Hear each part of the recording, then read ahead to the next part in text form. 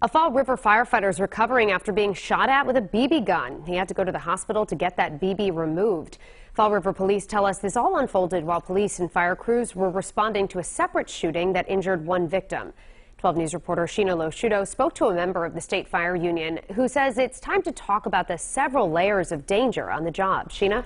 Well, we've heard from police multiple times BB pellets can cause serious injuries. In this case, we're told the firefighter is okay and just thankful tonight he was only hit in the arm.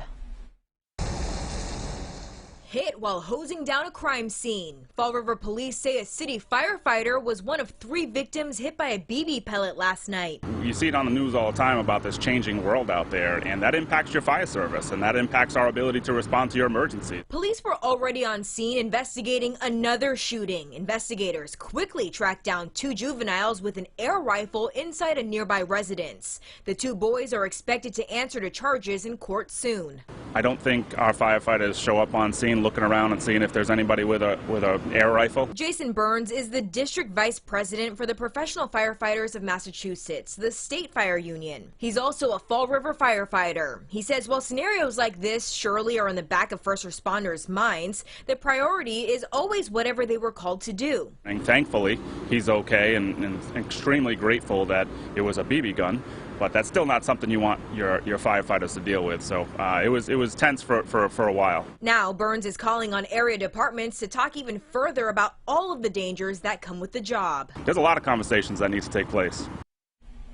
And I spoke to the Fall River fire chief on the phone today, and he tells me incidents like this are very rare. However, he says firefighters have seen some pushback in the past.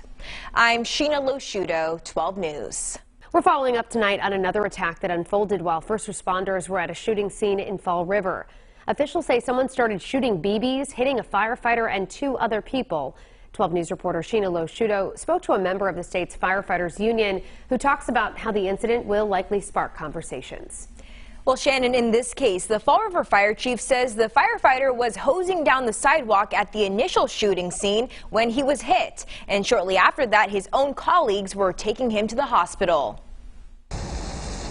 A Fall River firefighter gets hit with a BB pellet while responding to a shooting scene on 4th Street Tuesday night. This is all according to Fall River police. Thankfully, he's okay. Jason Burns is the district vice president for the Professional Firefighters of Massachusetts, the state's fire union. He's also a Fall River firefighter. You know, this is something that the department has to discuss.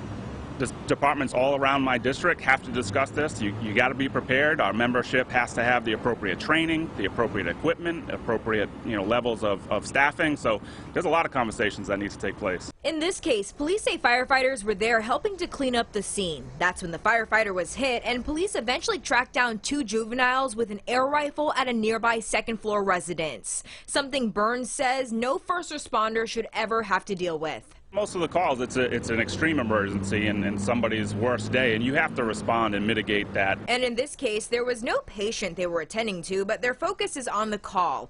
Burns says the firefighters working last night immediately discussed the BB shooting, something he invites all other departments to do too.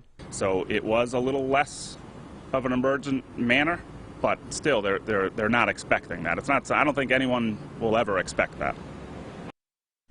And we're told the 2 juveniles are set to answer to charges in juvenile court, and because they are under 18, authorities typically do not release their names to the public. I'm Sheena Loshudo, 12 News.